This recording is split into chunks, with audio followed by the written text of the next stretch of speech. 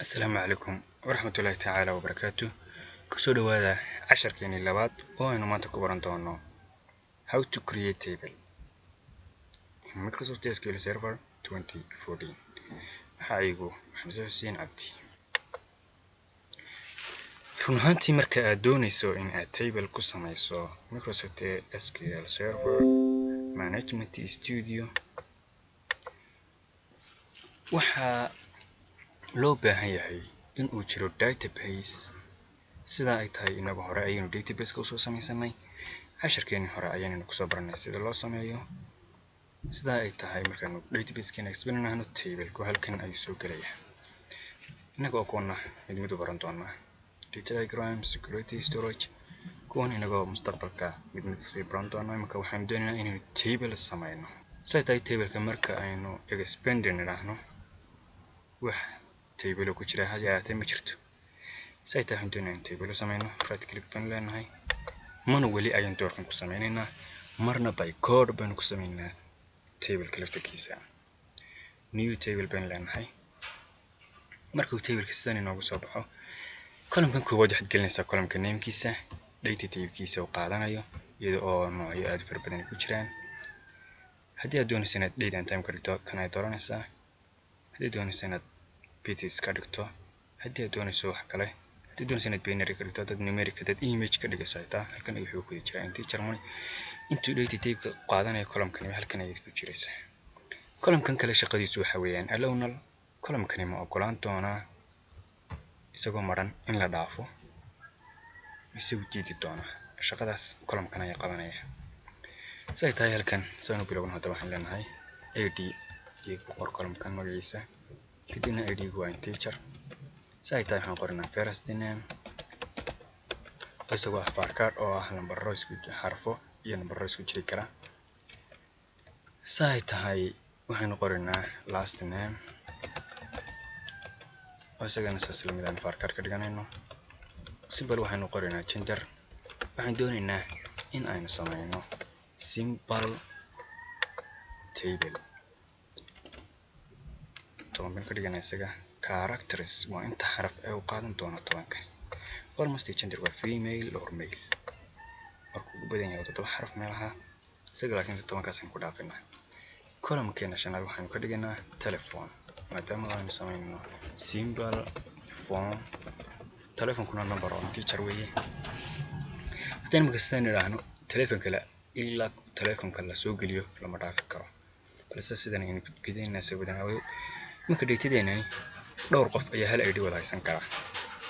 maadaama oo aanu jirin wax kala xadeynaya ama wax kala ilaalinaya say tahay id-ga aynu tagaynaa si aan ugu sameeyno wax kala qaybiyo oo separate ka kala dhiga laguna kala garto kadib right click baan leenahay set primary key ayaan ku dhufanayna primary key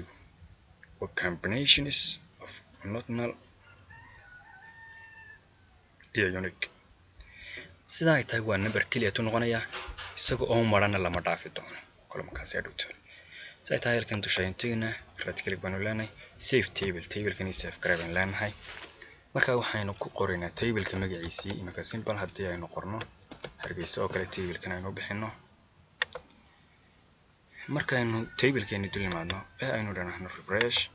halkan table-kii hargeysa ee aynu sameeyno soo gelaya haddaba sidaas la mid ah imika manually aynu ku sameynay sidaas la mid ah by code marka aynu ku sameynayno kan aynu tagnaa new query marka uu sidaan inoogu soo baxo halkan dusha ayaa waxaynu ku qoraynaa create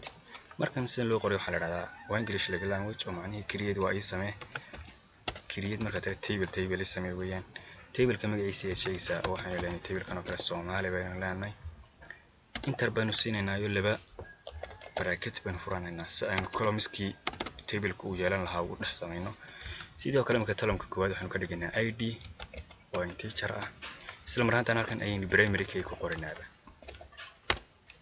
primary key hakad baan leenahay si uu separate kala sameysmo hakadkaas hadii la ilaawo database-ka macnihiisu sameeyo khalkhalaya hakad marka aad tiraahdo waxa ku xigay first name oo isaguna farcard doorkan waxaan ka dhiganaa 20 character kilitaarkan la geliyo halka baan leenahay intervenary waxaan qornaa marka dambe last name oo isaguna var card ah bracket baan furana sidoo kale 20 character isaguna ka koobnaada baan leenahay intervenary leenahay waxaynu haray waa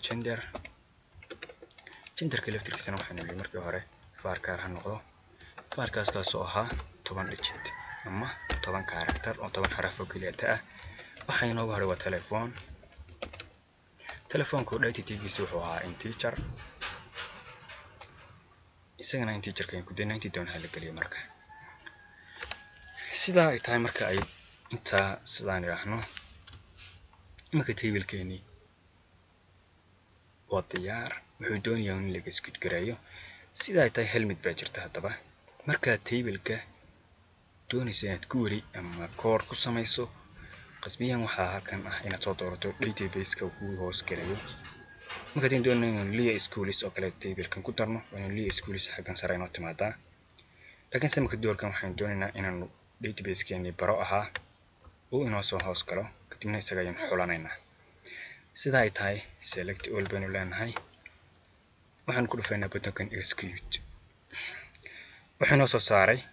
command completed successfully oo macnaheedu ah table-kii inoo samaysmay laakiin saarkan kuma aragno si aan u ogaano hadaba inuu inoo samaysmay waanu sidoo kale ku celinaa refresh right click and refresh nana sidaas ay tahay waa inuu inoo soo saaro table-kan aanu samaynay marka ee Soomaali ahaa hadaba sidee aynu ku ogaanaynaa in uu table-kani ka kooban yahay intan aynu qornay table-ka right click siinaysaa